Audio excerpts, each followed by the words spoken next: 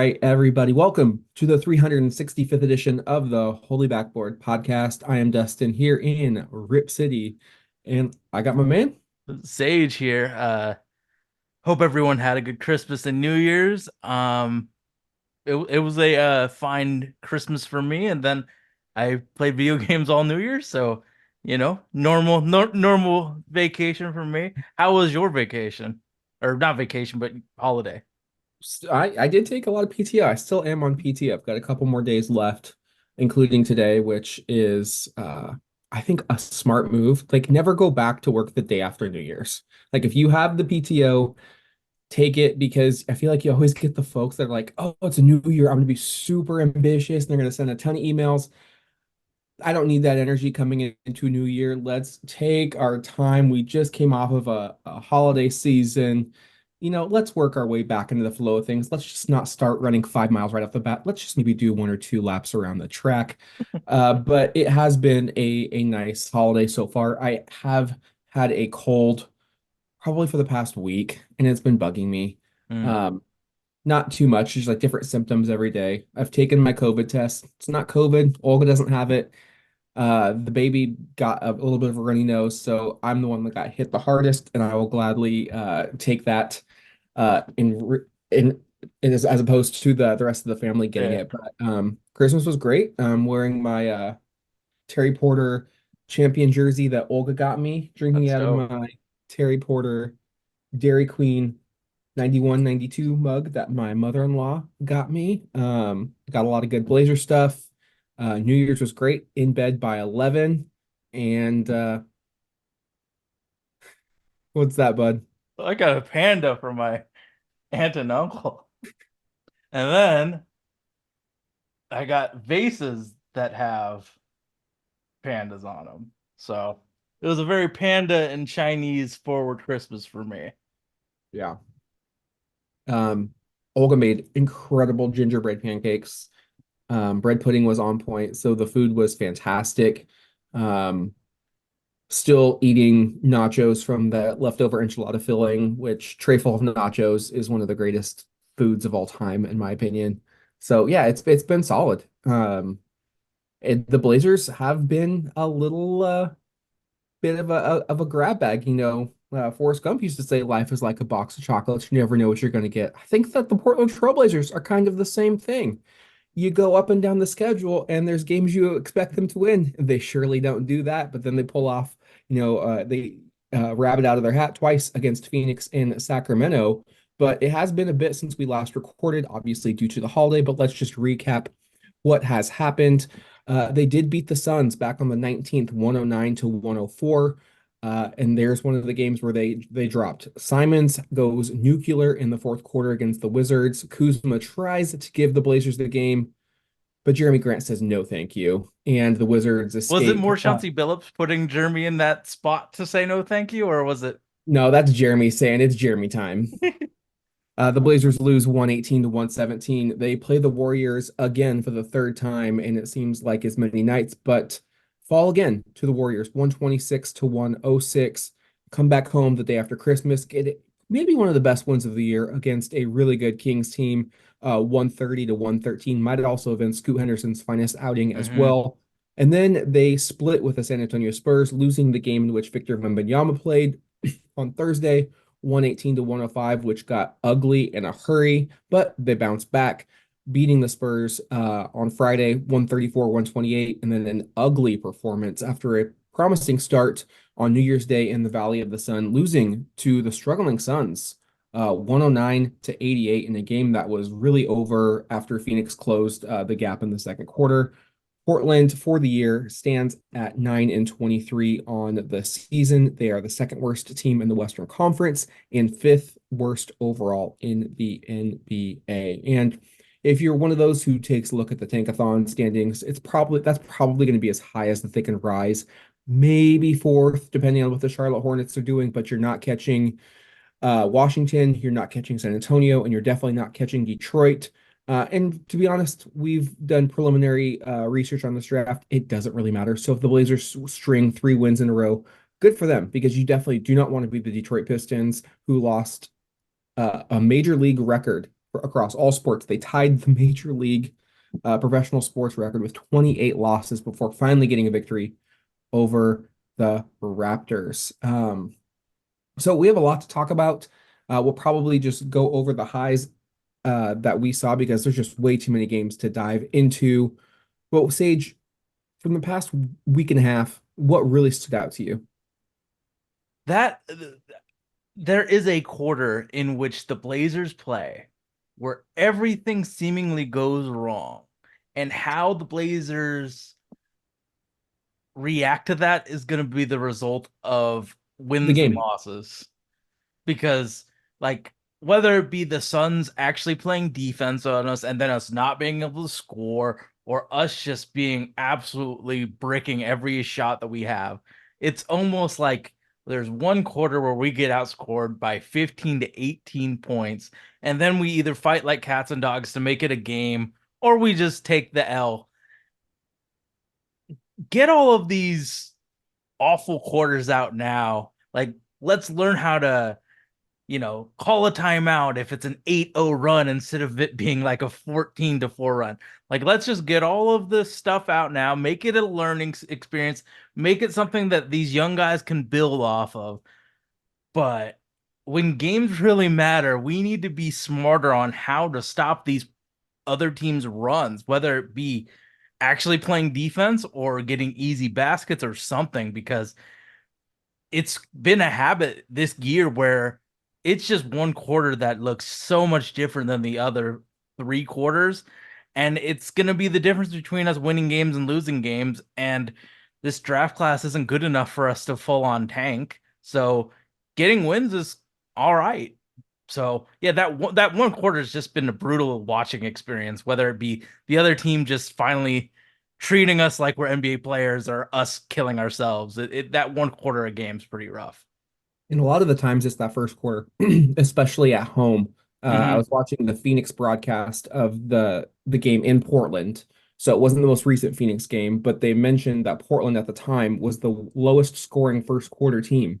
And if you go back to two of the most, glaring losses of the past week, you look at that Washington game where the Wizards came in with four victories. They jumped on us by 9 points at the end of the first quarter, 33 to 24, really setting the tone. And for an even more, egregious example, the San Antonio Spurs jumped all over us, Mm-hmm. 38-14. I think they went on like a 24 to 2 run Yeah. right off the bat. And you can almost tell when the Blazers are playing, like if they come out strong in the first quarter, it's probably going to be a hotly contested game.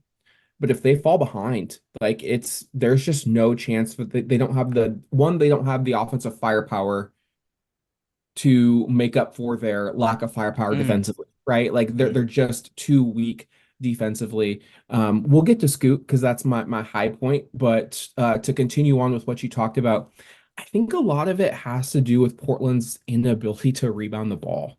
Like if we're Especially with DA out. And I think with DA and Jeremy Grant, like that's just a horrible front court pairing. Um, I saw Daniel Gafford like just completely destroyed DeAndre on the Mm-hmm. glass. And down the stretch, he was out rebounding three Blazers, to get the ball. Jeremy Grant is getting out hustled by he got out hustled by Kuzma on a key putback rebound late in that fourth quarter. Um, those two I just think don't make for a good pairing on both sides of the ball, but really just rebounding really stood out to me. You look at that middle game against the Warriors, Pajemski, like Mm-hmm. Guard. rookie 6'2" guard, had 10 rebounds. He out rebounded our entire starting front court. Looney was doing work against DeAndre on the glass pretty much all night, and it's kind of like a 180 for Ayton, who was leading the NBA through the first 2 or 3 weeks on the boards. And this is our first year with DeAndre, so I don't really have a sample size to go back from and say, this is the trend or the trajectory of how he tends to perform.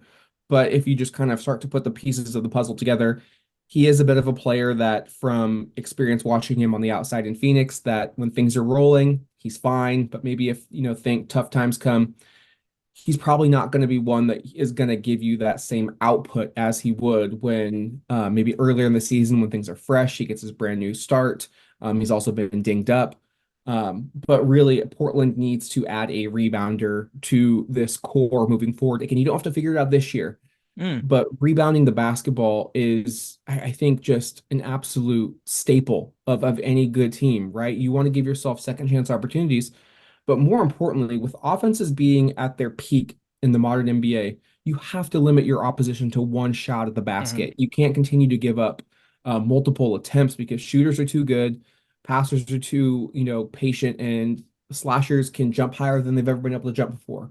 And more So, possessions for them to score. yeah, you need to limit possessions to win games, and Portland's just had such a hard time um, rebounding the ball. So I think rebounding has a lot to do with it. And when you can't, get out of your own way, you're going to give up multiple possessions. You're going to start to fall behind, and you're not going to have, if Anthony's not playing, who's going to be that guy that can just score off the dribble and kind of keep you afloat?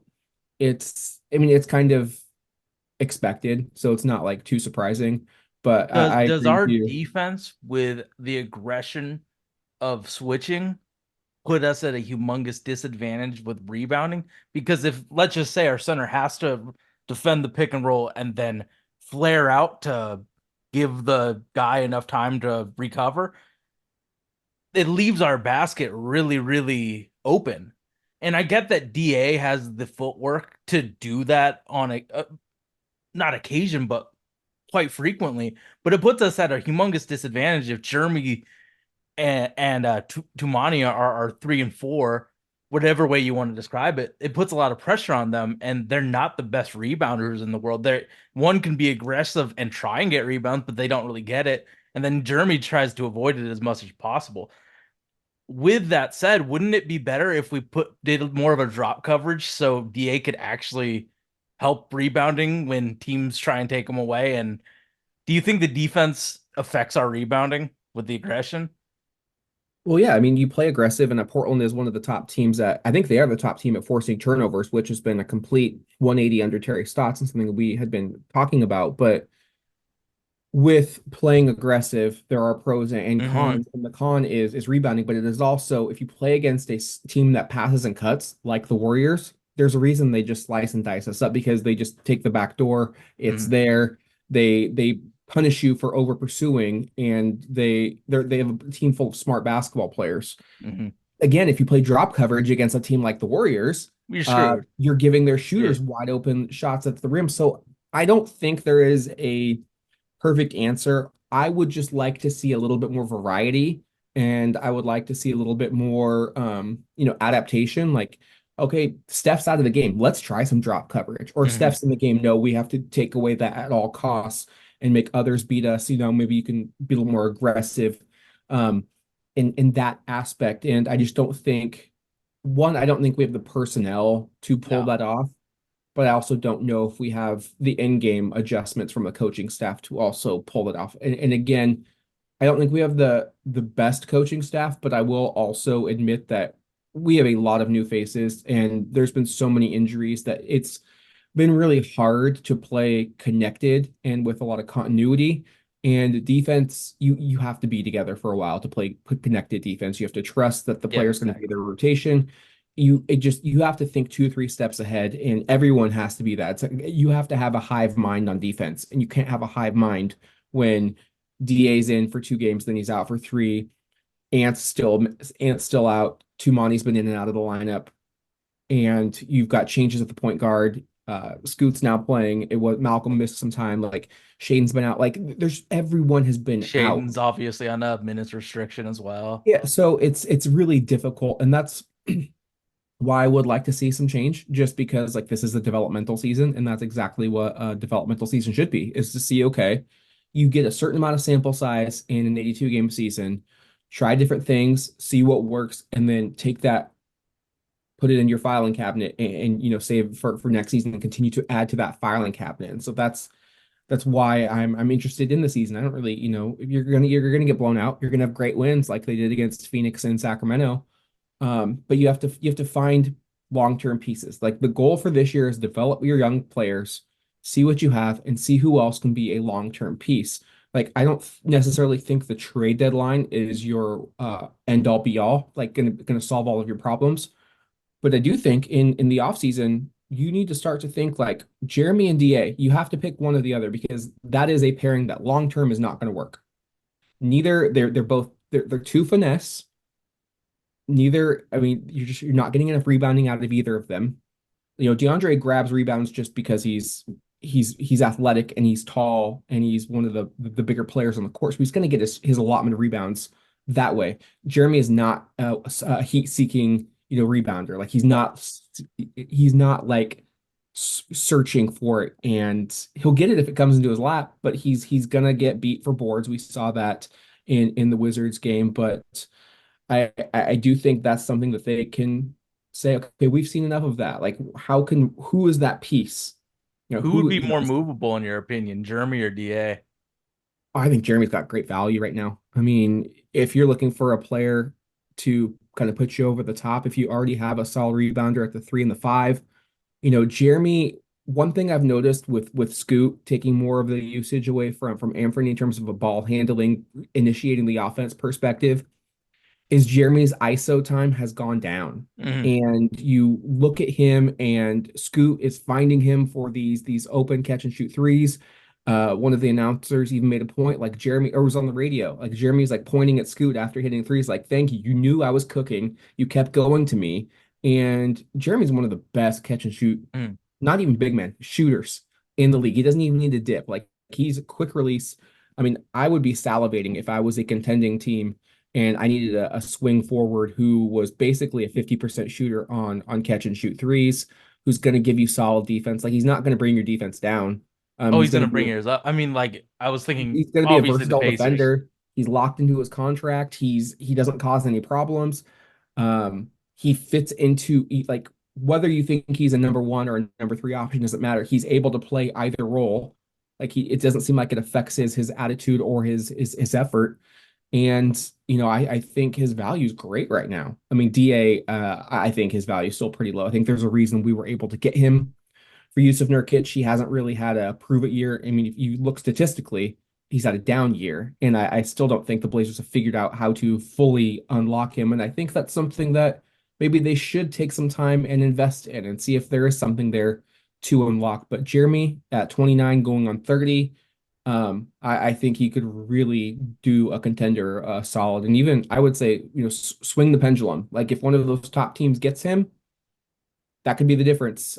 Because, we saw when he went to Denver, Mm-hmm. Denver Nuggets made the Western Conference Finals that year as soon as they got him. That was one of the missing pieces. And Denver obviously lost him, but replaced him with a similar caliber player in an Aaron Gordon that fit their system, and that was what Denver needed. So, are these other teams out there looking? I think he could really do them a huge service. And I think like with Da, obviously the draft class sucks, but the bigs in this draft class are quite interesting. So we need to figure out, is he worth it, or is it time to reinvest in the center market? Like this is a big year for him. And when I asked that question, I was like, damn, we could find a DA replacement potentially in this draft. There's plenty of like starting caliber centers that weren't there last year. Like last year's center class sucked. This year's center class is pretty good. So it really is important for DA to get healthy and show that he has the potential of being one of those elite bigs, because if he's not, doesn't have that potential, let's go on the scrap heap and find a Mises. Let's find a Mises or something like that, because I would argue Portland already has maybe a better option right now in Dwight. Like they play, I feel like they play better team oh, basketball. without a doubt. I mean, just having the potential shooting factor, wow, The potential and shooting factor, screens. and the screen setting. Like Yeah. in again, he's not the rebounder that Aiton is, but I don't think Aiton is as good of a rebounder as it could be either. But I think you can get away with it when the strength of your team is at the guard position and your center can't set good screens. That negates so much of Mm. your talent at guard. And It Aiton, makes it so much harder for our guards to get off too. yes, Reith is just in a modern NBA, he's the bigger threat because one for whatever reason we have not been able to unlock the rim running Aiton. but we have been able to unlock the pick and pop wreath, and it really spaces the floor. And I don't think it's a coincidence that Scoot Henderson tends to have his best games when Wreath is out there starting alongside of him. I think Dwop is just such a better, like, he fits in with what you're doing with every team. Every team can use. Every team could use Dwap Wreath. DA has a much higher ceiling, but we have to construct a team for around him to utilize him to be his best. And right now, it's just fuck, man. We have so many non-shooters on the court, so rim running Aiton just doesn't exist because they'll know to tag him and play defense on that lob. Wop, he he does what we needed. Like, how many years in a row have we said we need a popping big? Reith is a popping big that can stretch the floor. Like, it's both of them have absolute flaws, but right now I think Dwop is helping us. But both of them need to be on the floor for us to make a decision, and especially with a draft class that is basically highlighted by good bigs. Is it's time to not make decisions, but at least have thought processes for the future. I think the biggest thing that I've noticed over these past 2 weeks has been the improvement in Scoot Henderson. Um, and it's interesting because I think a lot of fans and I think a lot of people in general fall subject to groupthink. There's a narrative out there that he's a bust, and all of a sudden you look at a box score and you see a subpar performance, like, yeah, like that guy's done. Like, how, like, there's just so much instant gratification, like Mhm. the need for it, that you don't sit back there and logically think this is a 19-year-old rookie point guard playing the toughest position to come into in the NBA. Not only just finally eclipse the 20 game career mark, and already these labels are thrown out there in this kind of knee jerk shock jock type of media setting that we're in. And I think we all fall subject to groupthink. We also fall subject to the negative, right? You could go, like, your boss could send you an email and said, "I'd like to meet with you." It's probably going to be pretty good news, whatever. 99% of it could be like, "Oh, I'm going to get a raise." The 1% could be like, "You're going to get fired." And your brain is going to marinate on On the that name, yeah. 1%, and it's just going to fester, and that's all you can think about. You kind of have to just take a step back, breathe, and just trust your gut. And when it comes to basketball, watch the tape. Like, I saw so many people talk about Scoot after that Wizards game, and yeah, the box score wasn't pretty, but I watched Blazer Biggs botching three bunnies from Scoot in the first half against Washington alone. You go to the second half, Simons misses a wide open catch and shoot three that Scoot spoon fed to him. He also had a pocket pass to DA that led to free throws. The box score says he had two assists, but if you look at the real time, it's closer than seven. Yeah, Seven the assists potential sounds a assist lot matters. better. Yeah. Seven sounds a lot better than two. So don't just watch the box score, watch the tape, look at how he's doing. What are the mistakes? Are the mistakes correctable? Like, if he's not able to get by his man, that's a bad sign. But if does he just make like a bad pass? Like, okay, that's probably correctable. He's stepping on the line. Okay, that's correctable. Like, watch his shot selection, which I think has gotten incredibly more efficient. Like, I think he was early on shooting threes to kind of prove a point that I'm not Mhm. afraid to shoot threes, and they weren't really coming within his comfort level. And now you can see he's starting to get a sweat, a rhythm. He's taking his time, and when I watch him, I just see a guard who's starting to see the game slow down for him. There's just a complete command of the game. Um, you look at the plays against the San Antonio Spurs. He had an unreal wraparound pass Yeah, to oh yeah. Matisse Thybulle in the paint. He had and this was my favorite play of the year for him. He drives into the teeth of the defense. He backs it up. He waits, he surveys, never losing the tempo of the ball, the rhythm. Tumani makes a great backdoor cut, and he just on a rope, one hand look away from 30 feet. He just dots it to him. And that's the type of stuff that you envision when you think of a pass first point guard, and what we thought we were getting out of Scoot Henderson on offense. When he's looking to score the ball, the speed has been a problem for the defense. You look at that Kings game where they win, there's a 1-on-3 fast break, right? Most players, you back that out. But with the Russell Westbrooks and the Scoot Hendersons, it was a legit advantage for him. He was able to Mm. Euro step Mm. through the defense, gets the and one, kind of flexes the shoulders on the Sacramento defense. And, for the last 10 games, 15.6 points, 5.5 assists, 2.9 rebounds, shooting 38.9 from three, 39.3 from the field, only 3.2 turnovers in, 29 and a half minutes per night. Like, I'd love to see the rebounds come up a bit, and I'd love to see the field goal percentage come up a bit. But you're telling me he's going to give you like basically 16 and 6 on 39% shooting from three? Yeah, that In limited, exceeds my in rookie less than expectations. starters minutes too. That exceeds my what I thought he would be as a rookie. So I think this is just another case of let a player get their footing, let him get his rhythm and his confidence. Because again, if you watched the tape, especially in summer league, like he was doing the things, keeping the defender on his hip, manipulating the defense, getting into that floater, getting into his mid range. Like that's his comfort level, not popping off from three. And then you start to see him, get his shake. He shakes Fox out of his shoe. He has Keon Ellis on the baseline and he wraps around and just kind of does a double pump um, under the rim layup in traffic, starting to attack the basket with some ferocity. You can see the confidence is rising. And I really think players like Simons and Grant have benefited with him in the game more often. We can utilize Anthony, who is one of the best off the ball shooters in the game. Same with JG. I'm excited to Flop see too. how Wap Reith, and I'm excited to see how Shaden gets incorporated into this as well because we've been kind of missing those alley-oop attempts for him. So I think we're getting to a point pretty soon where he's going to start to take over that starting role again.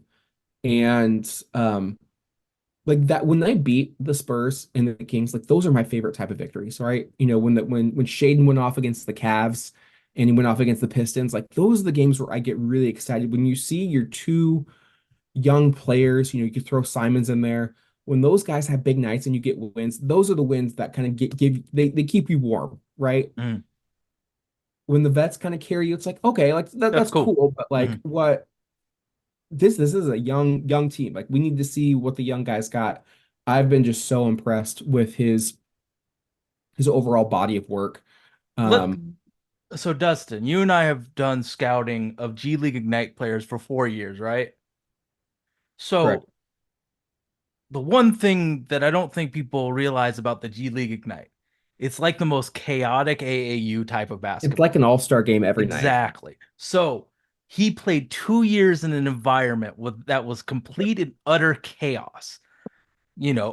More possession. Like the G League Ignite plays at a very high pace because the NBA plays at a high pace. So they want to show off the player's skill sets. Scoot Henderson, in the 2 years playing in that system, played some very chaotic minutes. Everybody has high stats playing in the G League Ignite because the extra possessions and the pace of play. The first few games that Scoot Henderson played, it looked like he was back on G League Ignite. Now he's gotten used to playing in a real scheme because 2 years of his 19-year lifespan was playing at a chaotic hell for a basketball team. Now he's playing like a actual basketball player with pace and not doing those lazy ass passes that he did earlier in the year. So I think like the context of him playing in the Ignite was a huge reason for those early struggles because shit like going 100 miles an hour straight at the hoop worked in G League Ignite because they spaced the floor, everybody was attacking. That's why trying to scout these G League Ignite players is tough because there's extra possessions and extra usage and all that other stuff. So going into playing as a Blazer, now he's realizing what it takes to play in a normal scheme where we're trying to run sets and actions, poor sets and actions, but we're running something other than roll out the ball and make something work. So I think that like the context of G League Ignite definitely had an effect on all of these players outside of like Dyson Daniels, who just you know he plays good defense. That's it. Like, but all of these offensive players got used to trying to make things happen themselves, and this was their strategy from day one, second one until now. Like even Ron Hollins and Matas. shitload of usage, but you have to look through all that stuff to see what the player is. And now that Scoot's got past the Ignite version of himself and is playing real ball, I mean, he's shining. Like I he's mean, in a making really good decisions. 15-day span, he's had three double doubles, two of them being 20 plus point, 10 assist games. The only rookie to do that. Like that's I don't think people understand how difficult it is to get 10 assists in a single game, especially in all three of those games came off the bench. Mm. To add on to the fact 19 years old, like I'm gonna keep hammering that home. He's 19. What were you doing when you were 19, Sage? Like Eh. it's it's ridiculous that he's out there against the best competition in the game, going up against damn near an all-star point guard every single night. The defenses are longer, bigger, stronger, faster, quicker than they've ever been. And he's getting into a groove. And that's kind Mm. of why we've been just like preaching patience with this entire team, especially with the young players. Because it takes time. This is not Brandon Roy. This is not Damian Lillard. These polished, collegiates coming in and having their way with the NBA. This is Brandon Roy and Damian Lillard as freshmen coming in and playing against the best of the best. So he's been giving me a reason to tune in every night. I've just been I'm thrilled. Hmm. You get this player and you want them to thrive, and you're hoping you find a cornerstone. And every young team needs a floor general that's going to get everyone else involved. It just makes roster construction so much Easier. easier Yeah. when you know that this player is going to make everyone around them better. Hmm. And we're kind of we're doing a traditional thing where our floor general 6'2", 6'3", and where a lot of people are looking for jumbo creators. But when you have that, when you have that guy that can make decision, it makes building that offense and defense so much easier. It doesn't really matter that he's 4 inches smaller than, like Luca or Jason Tatum. You have it. I mean, we have two guys that legitimately could be superstars in this league if they have been are developed right and all that. Like we're in such a good place. It's just, they have to rep out some of these issues that they have. Like Shaden needs to take care of the ball more and learn how to, use other ways of scoring. Scoot has to work through the Ignite 2 years of development. Like this year's just gonna be a lot of the learning experiences. What do you want to see into the new year when it comes to the Blazers? Scoot having more usage and then Malcolm Brogdon probably getting traded. Yeah, I want to see again. I'm not ready to say nothing's going to work or it is going to work. I want to use this season and possibly next. I want to see as much of Scoot, Shaden, and Ant on the floor at the same time. Mm. And I want to see the highs. I want to see the lows. I want to see where the deficiencies are. I want to see where they're efficient. I want to see if it can work. We've only seen really one glimpse of that, and that was that Clippers game in Los Angeles the second time around. But when I saw the three guard lineup closing out the Phoenix Suns in Portland, uh, both guards, Brogdon and Scoot, had consistent wide open shots from both the short corners. You really only have to look, just a few hundred miles down I-5 to the Bay. Steve Kerr's making it work with Chris Paul, Klay Mm. Thompson, Steph Curry, Brandon Pajemski. Like they play small, but they move the ball, they pass and they cut. Like, and they're not getting killed too bad defensively because they've got a system set in there. But I really want to give that the legit chance to see if it can work before we say, X player probably needs to not be part of this. Like it's Mm. Three's company, right? Mm. I really want to see if it can work because each of those three players gives Portland something different, that they offer something different that they excel at. And Dynamically. they're all so young and they've played so little together and Portland's invested so much into all of them already. It would be a disservice just to say, nah, we're not even going to give it a shot. Like so too long along with your point, like Malcolm's been an amazing vet. If you've watched the trail, like Shaden calls him like the best vet that he's had this season. Seems like he's really bought in um to his role. But on the other hand, like you do need to open up those minutes. You have to see what you have. Like Mm. like is what you see now, like is are those three your building blocks for the foundation for the future, or is just two of them, or just one of them. Like you really Mm. need to know. Like, and this is what we talk about when we say it's a developmental season. Like you just have to experiment and you have to see what you got. You got to see if the ingredients are going to make a tasty dish. And I mean, like the 4 and the 5, and basically it's nothing but open, tryouts for all of these roles I this also year. significantly disagree with Chauncey Billups saying there's no alphas on this team because I think Scoot Henderson has an alpha personality, and I think Anthony Simons offensively is an alpha. And I thought that was another example of a coach not showing accountability after that Washington loss, because that was him that gave Jeremy the option to go 1-on-1 or pass it back to Simons. And it should have just been get the ball to Simons. He was cooking the Wizards left and right. At the worst, he was going to get to the free throw line. And instead of owning up to it, like for those who follow college football, Mario Cristobal coaches the Miami Hurricanes. They had a game earlier this year. They literally could have just taken a knee and won, but Oh yeah. instead he got bullheaded and he tried to run the football because he's kind of he's an offensive lineman, right? He's got a little bit of machismo to him, and he wants to be more physical. Did that, fumble. Georgia Tech went down 3 plays later, won the game. Took him a little bit, but he finally owned up to that. Chauncey didn't own up to it. He should have just said that's a bad play call. Like I should have drew up something else. But instead, he's taking shots at. I feel like he's just becoming a little bit more defensive when bad things are happening instead of just being like, nope, I messed up this time. Like this one's on me. Like if I'm a player, like I want a coach that's gonna like take the fall, like fall on the sword, right? It, You he need he's that's been what a kind leader of a does, coward when it comes especially when to. you have a young team. Like Mhm. take the brunt of the licks from like the media is going to come at you left and right, and you're going to screw up. Like he is a first year head coach or a first time head coach. Mhm. You have to just be willing to kind of, you're going to get some body blows in there. That just comes with the territory. It's 82 games, but you have to be willing, I think, to fall on the sword for your young team. And I think that's was another missed opportunity for him because I definitely do think like Scoot definitely has alpha personality, and when he gets to that level, I think his performance will match that personality. And he may not be the best player on the team when the time comes, but he will be the leader. Like Mhm. make no mistake about it. Like he will be the heart and soul of that team. And I've seen enough from Anthony to know that that's an alpha scorer when I see it. Like he did everything he could to bring Portland back in that game, and Washington couldn't stop him.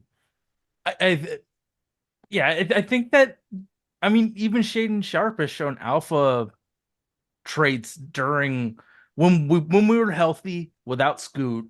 Like, so I guess not fully healthy, but when he was the alpha in that fourth quarter, he was taking and making shots that like superstars are comfortable taking, not role players, not super role players, but superstars like peeking behind a DeAndre Ayton screen, hitting the open three, swishing nothing but net. Like that is an alpha.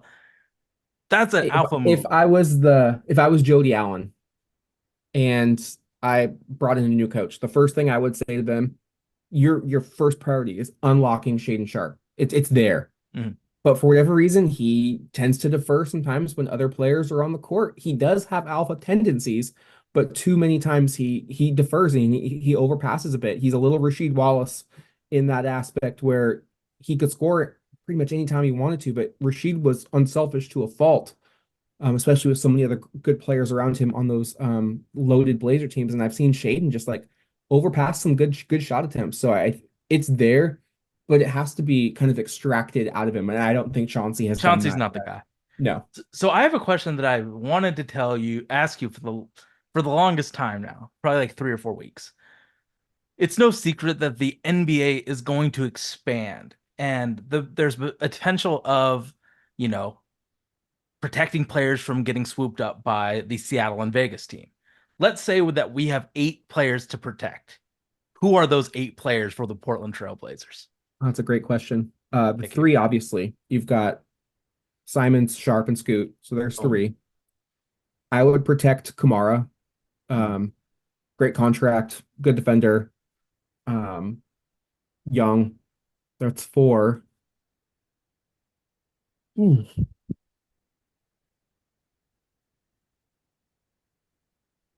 Anybody else you would add to that list? I would add Waprieth. I would not want again young player contract like I mean, if this draft or if this expansion happened before the draft, I would protect our draft picks. But I think Jeremy Grant, even though I think he's very tradable even in the future, so I would put him in there. yep, I that's five. I would do Chris Murray.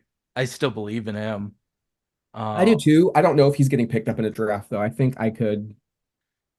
I think I would protect Jabari Walker over Chris Murray. I like him.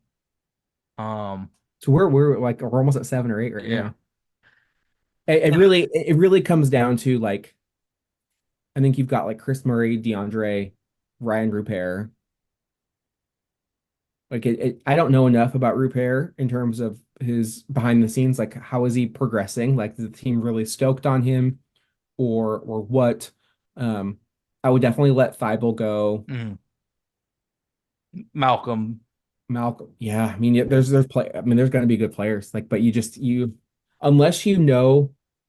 Well, to be fair, I would trade Malcolm and like if this is the end Yeah. of the year, you, Yeah. you would move Malcolm and Matisse, but beforehand. But okay, my list: Shaden, Scoot, Anthony, Tumani, Jabari.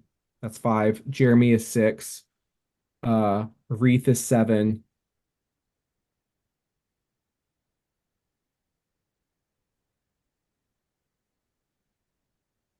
And Repair. Damn.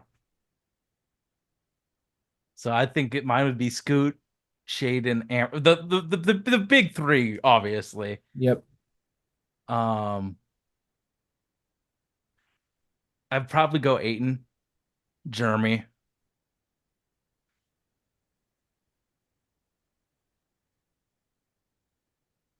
Reith is so affordable,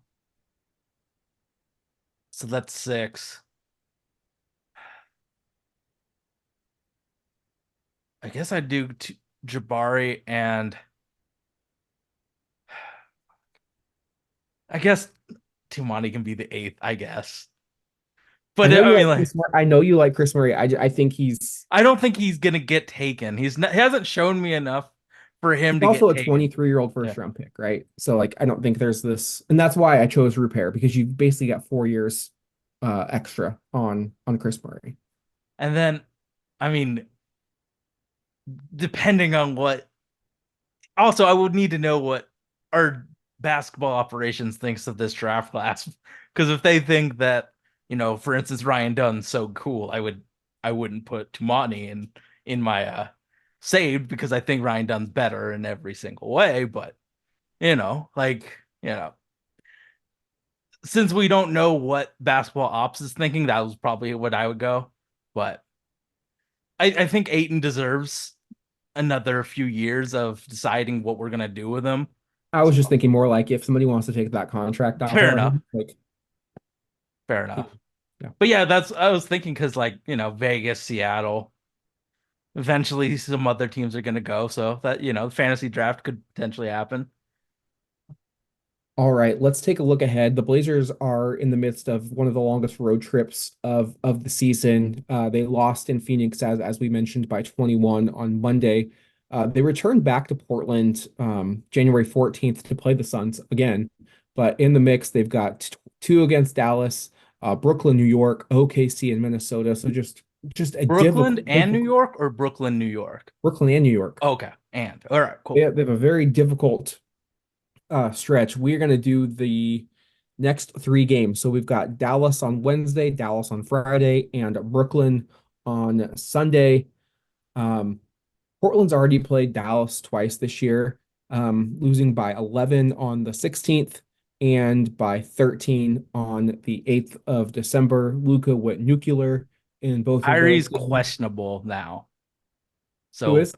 Kyrie Irving's questionable. Dog, to me, it doesn't matter. Like Okay. Luka Doncic, as I said before, we were previewing these teams, is a type of player we have no answer for. Like we have no answer for Giannis, Jokic, Luka. Like I know many teams don't, but we really don't. I think my strategy for playing the Mavericks, I think you have to let Luka just go crazy. You cannot let the Tim Hardaway You can't Juniors let get him, yeah. hot. You can't let Dante Exum put up 20 points on Mhm. you. Take away Derek Lively. I would actually try and go at Derek Lively early, get him out of the game. Like remove one of Luka's weapons, which is the pick and roll lob. Like so at least you take something away from him.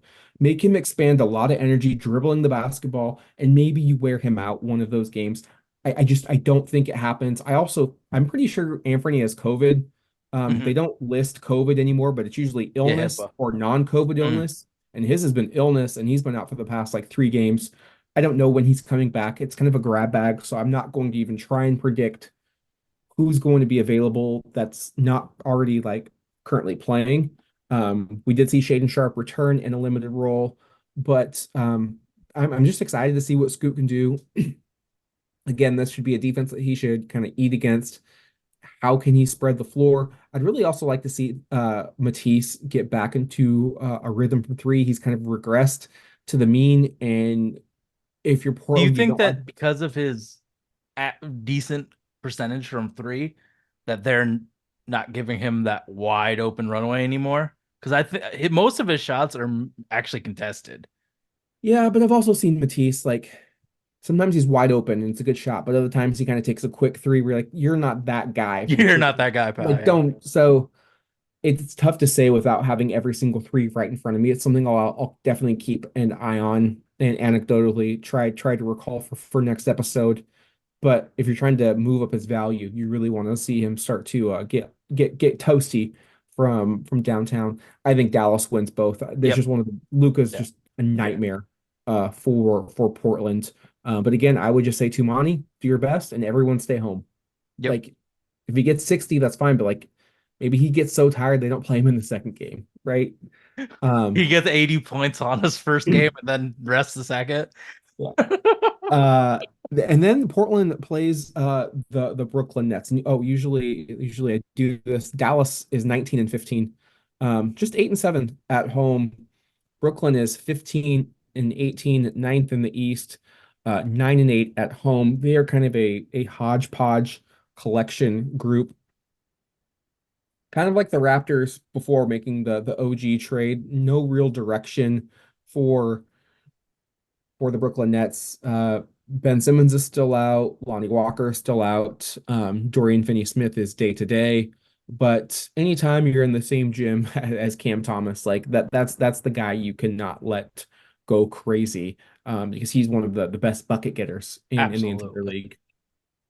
I mean, Nick Claxton defensively is really, really a fascinating and good defensive player. So I mean, our the rim is not free this game, so we're gonna have to find different ways of I mean, I hope generating Reith score. is available. Like not Yeah, having that Reith and get Nick out Aiton, of the paint. yeah, not having Reith and Aiton has been just oof, like no offense to Moses Brown, but like there's a significant drop off there. Yeah. Um, I I mean, got Brooklyn. Like I think this is going to be a really rough road trip. Portland might get a win somewhere, but it's going to be one of those out of the blue. Nobody's going to see it coming yeah, because the schedule's so tough. They're so banged up. They need Simons to come back and give them a pop. But I think as long as they get one of their bigs back, they're going to be able to keep it close. Um, I hope Shaden's ready to start because that's where I really want to see Scoot and Shaden minutes together. Um, but Brooklyn, I'm surprised they're not a better team because their roster, they don't have a superstar, but they've got a lot of veteran talent. So it's not a team that you can just kind of roll over. yeah. I believe that Cam Johnson was hurt a lot. I mean, they've had a lot of injuries.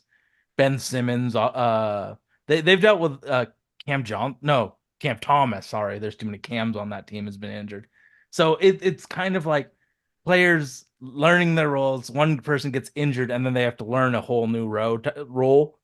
But if we win, it's because we fluke had an offensive firepower game. Are So you predicting a win? no, I don't. But Okay. if we You're up did, one. We offline. We said we would split the Spurs. I thought Portland would catch Phoenix napping on New Year. That didn't happen. So you're up one in the prediction game, but I'm gonna keep taking some shots. I just don't think it's gonna be. This is not the week to point to the 450 dead center and No, try and take your swing. we need Simons back. We need a full sharp. We need one of the bigs, and Yeah, then you're two trying to out. bat for a single this week, not trying to crank 450 dead center. No. All right, Sage. I think that about wraps this one up. All right. We are available on iTunes, Stitcher, the entire podcast where you can see our beautiful faces is on YouTube in its entirety. We're also available on Instagram and Facebook Reels, TikTok as well. So check us out. Well, we got to talk about these draft picks soon. So we have two of them. So be prepared for some draft talk. Thank you to everybody for listening.